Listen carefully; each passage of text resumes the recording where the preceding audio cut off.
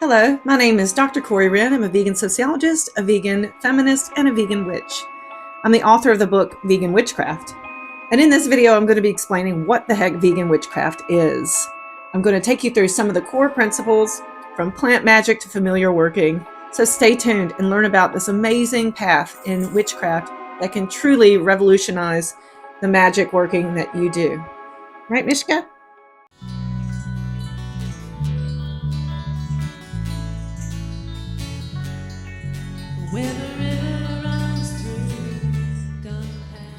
Resisting anthropocentrism.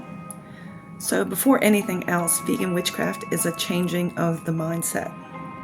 Most witchcraft, despite its attention to the non-human world, remains stubbornly anthropocentric, which is to say it's very human-centric.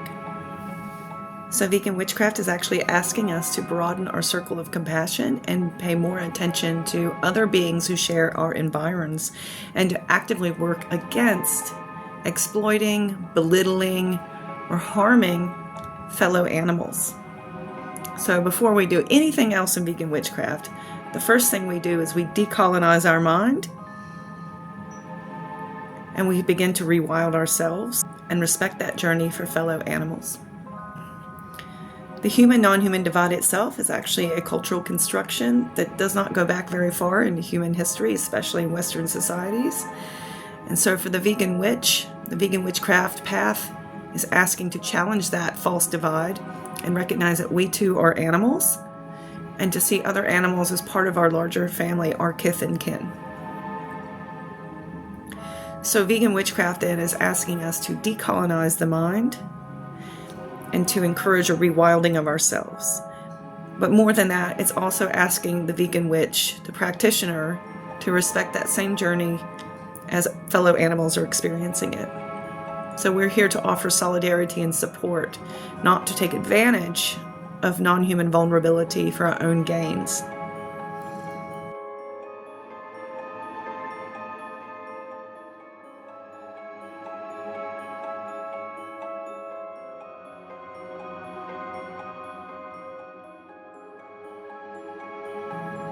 Although vegan witchcraft, just like any practice of witchcraft, really only requires a connection between mind, body, and spirit, you don't really need any tools at all. A lot of witches do prefer to use tools because it makes the ritual more magical, fun, and engaging, and can just in general be helpful for facilitating spell work. So thankfully, a lot of ritual tools are already vegan. So if you're using crystals or stones, rocks, if you're using nature-found objects like sticks or water, a lot of these obviously are already vegan. Unfortunately, there's a tendency in witchcraft, however, to incorporate non-vegan products that have been taken from other species. There's many reasons for this, but I think it boils down to two main reasons. One of them being is kind of an effort to recreate a fantasy of what prehistoric humans may have lived like, and also because animal products require the ownership, the exploitation of other bodies, other beings, culturally, that's a marker of status.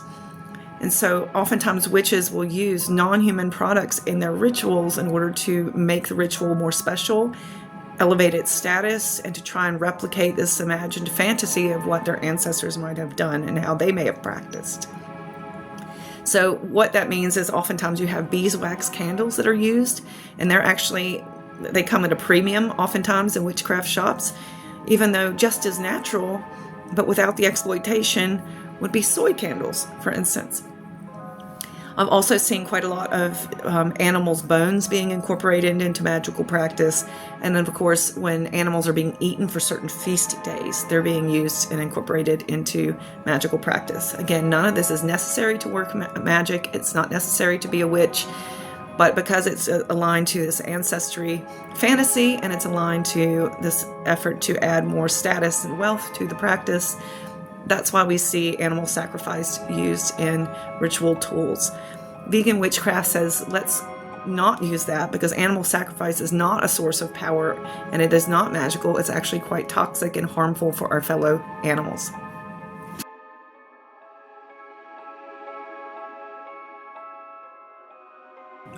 So to that point, another main tenet of vegan witchcraft is to reclaim the gathering. So it's not just in tools and ritual that we see in witchcraft, this kind of clinging to old patterns of speciesism that are popular in Christianity, Judaism, Islam, etc., but also in the myth making. So you see quite a lot of discussion of the hunt in witchcraft and Wicca, for instance, or a lot of celebration of domestication. And even in ecofeminist lines of witchcraft popular in the 1970s, 80s, and 90s, there was an effort for a lot of these ecofeminist witches to reclaim domestication as something inherently feminist, when actually hunting and domestication are both deeply patriarchal institutions. And they inherently are designed to attack nature and to unwild nature and to control nature and to enact systematic violence. And I can't understand why that would have any role whatsoever to do with witchcraft, which is all about reconnecting with nature, finding value in nature, solidarity in nature, and living symbiotically with nature. And as I've already mentioned, I don't think this is necessarily very historically accurate. It remains rather trapped in a recent patriarchal history. And that blockade of patriarchal history is blinding us, really, to this much longer legacy that humans have, where women had higher status, equal status, even superior status in some cultures. Non-human animals also had high status, even superior status in some cultures. And we lived much more symbiotically with fellow animals, and we were plant-based. So eating animal flesh is only a more recent cultural adaptation in many human societies. So vegan witchcraft is asking, instead of celebrating the great hunt, why don't we reclaim the great gathering? What magic lays within that legacy? This symbiotic, plant-based, non-violent, gynocentric, multi-species way of living that is infinitely more sustainable as well and is much more respectful to the earth.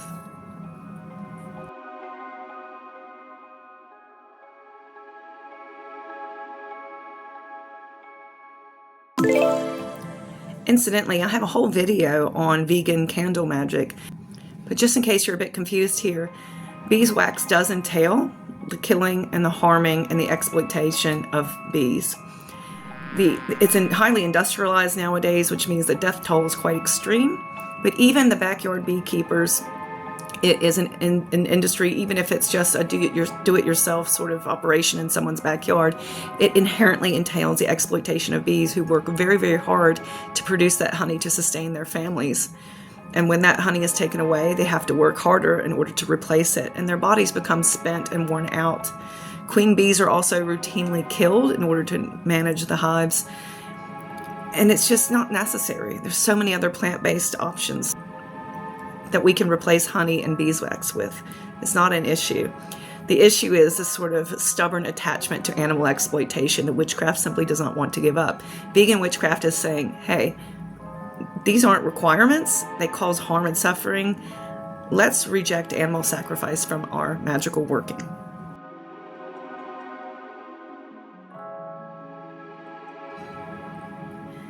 So indeed, healing is a major part of not just vegan witchcraft, but witchcraft in general. Especially in the 1970s, the 1960s and 70s. So in the 1960s, the British witchcraft revival was very focused on healing because they wanted to present witchcraft as a legitimate practice, just like any other spiritual or religious practice. So they were really, really keen on highlighting how it could be used for healing in a post-war society, an ecocidal society, a world that was deeply rationalizing and industrializing. We could actually turn to witchcraft as a means of healing ourselves and our communities. In the United States, the feminists took up witchcraft and made it their own, and they also not only did all those things I just mentioned, but they were also understanding that witchcraft could be a very important way of healing from patriarchal violence. So women who were trying to heal and recuperate from being attacked by men or just being in general feeling degraded by patriarchy, because you have to remember in the 1960s, 70s, and 80s, it was a much different environment where women's status was significantly lower than it is today. We still have a lot of work to do, but we have definitely made quite a lot of strides since the late 20th century. So witchcraft was actually an important part of that. Women were using it to empower themselves, to reconnect to nature, to reconnect even to their own bodies. They were also using witchcraft as a form of environmental protest. And so witchcraft as a form of healing has taken on quite a lot of variants over the years. Vegan witchcraft is joining that conversation and asking us not to remain so anthropocentric in our healing practices, and actually maybe extend that ecofeminist tradition in American, California, West Coast witchcraft, and bring in non-human animals, bring in fellow animals, and say that maybe witchcraft isn't just about healing us, it's about healing everyone. So I have seen in my research, unfortunately, that very few of the major books in contemporary witchcraft actually do try to do that. They may, increasingly, they will speak about environmental healing, but they're a lot less likely to talk about non-human animals, except for a few endangered species or other charismatic megafauna. So those larger, more interesting species that we pay more attention to, like tigers. So vegan witchcraft is asking us to expand our circle of compassion and not just focus on healing ourselves and other humans, but also the earth, and also especially our fellow animals, and especially those fellow animals who typically are ignored because they're categorized as food or fashion or entertainment or laboratory animals.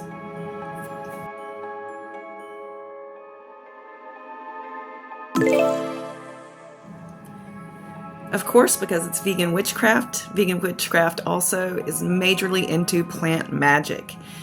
Veganism, 150 years ago, when in the West people started to politically practice veganism, we didn't really know a lot about nutrition back then, but even then, people had an understanding that this is a long-held dietary practice among most humans.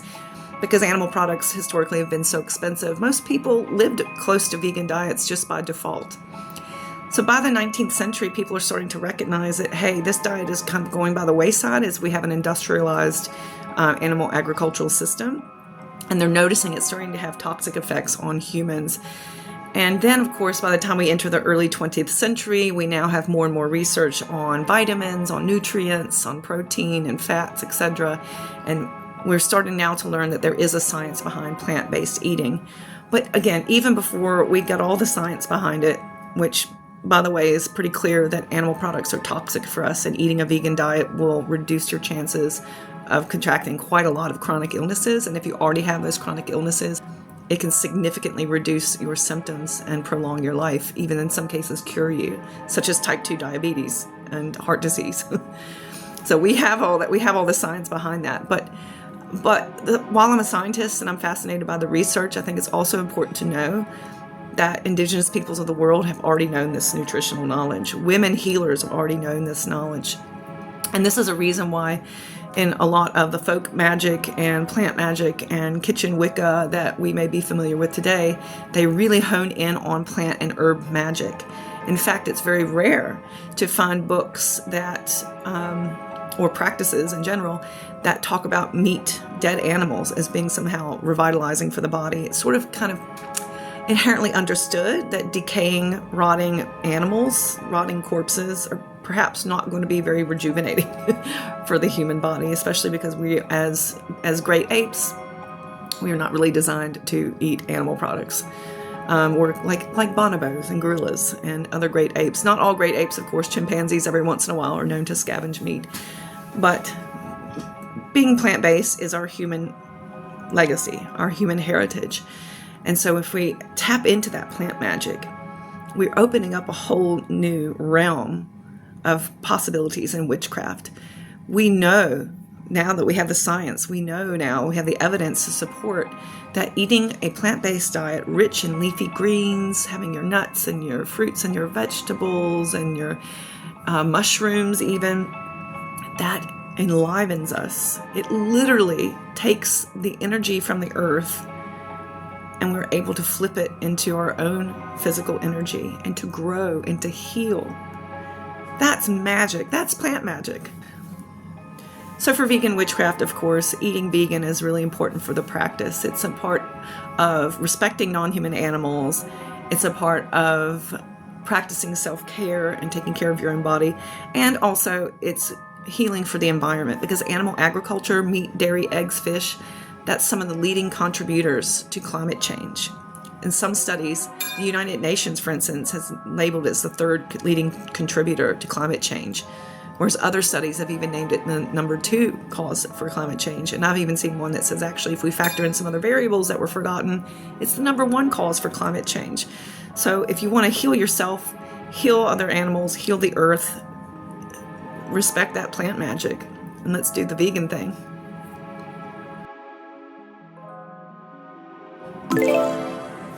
Vegan witchcraft is not a form of savior witchcraft.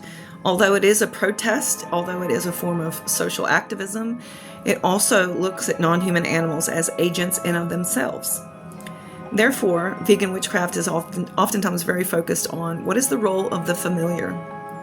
Historically, the role of the familiar has been women or other marginalized people living with non-human animals, and especially in Britain, which is where the familiar lore comes from, that was used as evidence that they were working in some nefarious way in league with the devil. By the resurgence of witchcraft in the late 20th century, we start to see a reclaiming of the familiar. Therefore, in quite a lot of the important seminal witchcraft revival books, and certainly ones that are being published today, you see a lot of discussion of the familiar. Sometimes the familiar can be physical, like a cat that you have a special bond with. In a lot of cases, it's only symbolic, something that you have worked in ritual to make a relationship with. You've learned who they are through shadow working or through your dreams, right? There's a whole literature on familiars. The point is they can be symbolic or they can be real and physical. So whether you're looking at a physical or symbolic familiar, vegan witchcraft would ask that we start to rethink the way we have constructed the familiar. Because typically what we see in the mainstream discourse is that familiars are constructed as servants to do our bidding. And this is a theme I see throughout most books. Very few books actually take a more agential approach where they see non-human animals as their own beings who aren't just here to do our bidding.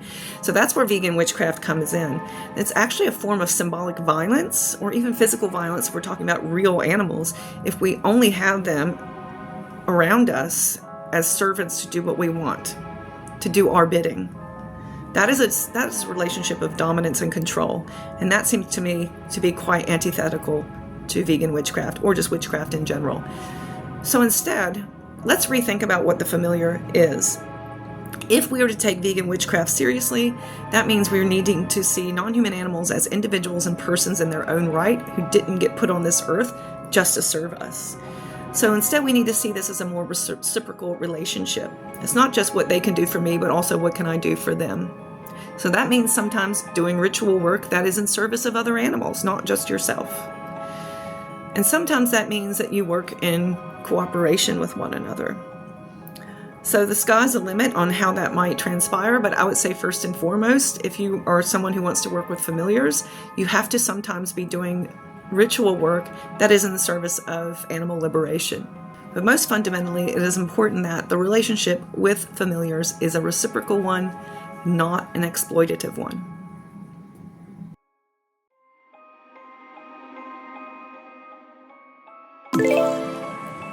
Finally, what we need to know about vegan witchcraft is that it is fundamentally a practice of self-care.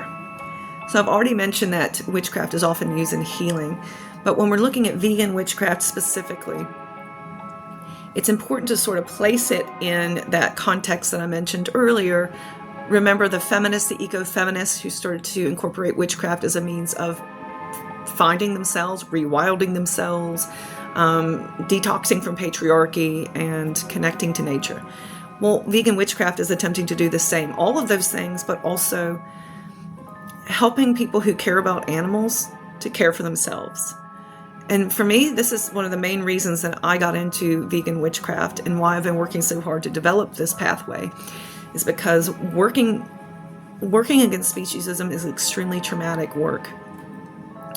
I'm sure that many people who have done this or are doing this know exactly what I'm talking about. There's an element of secondary post-traumatic stress disorder that comes along with it for many people. There's compassion fatigue, there's burnout, there's intrusive thoughts, there's a sense of overwhelming helplessness. This does not mean that we quit fighting for animal liberation. We have to trudge on. We have to do this work because so few other people are doing this work. So then that begs the question, how do we maintain ourselves as strong and healthy individuals who are resilient and able to keep on fighting? That is why I think witchcraft is so important for people who tend to be, those people who are working in animal rights. They tend to be very evidence-based, very scholarly, very academic, very, very rational in their arguments and their worldview. And hey, that's me as well. I have a PhD in a science. Like I'm a professional scientist. But that doesn't mean that I'm not human and I don't have a rich emotional life and that I can just shut off my feelings at the end of the day.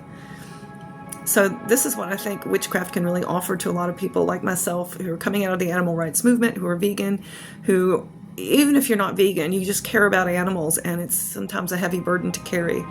Witchcraft can be an important form of self-care because grounding ourselves in nature, focusing on the symbiotic relationships we have with fellow animals, paying attention to our position in relation to where the sun or the moon might be, the seasonal change might be, all these things can help us to focus our attention on that. In spite of all the horror that is happening all across this world right now, the world does continue to turn. The sun does continue to rise. The moon does continue to cycle through its phases. And all of these things help to re-enchant what has essentially become a very disenchanted and sorrowful way of existence for many animal rights activists, because we see what most people do not or are unwilling to see. I can also tell you as a sociologist that ritual work is so very important for offering a sense of calmness and grounding. So even for those folks who are not really into spirituality or certainly are not religious, because I've also found in my research a lot of vegans actually identify as atheist or agnostic, I also identify as atheist, and I find that witchcraft is very useful for all of those reasons above. So witchcraft is very do-it-yourself, as you may have gathered from the other points I've raised in this talk. And the great thing about that is there's no rule book you have to follow. It is what you make it. And so even if you incorporate a few things from the practice of vegan witchcraft, I think it will benefit you in ways that you may not realize at first, but then you may look back and say, oh yeah, I do feel a sense of change. I do feel a sense of moved energy. If you want to learn more about the path of vegan witchcraft, definitely make sure to subscribe to this channel. Hit like on this video to help the algorithm to find more people like ourselves. I have a Patreon account as well. I have free content on there, but I also have subscription only, where I lead folks through meditations and witchcraft rituals that are keyed towards vegan or animal liberation mindset. So thanks very much, and blessed be.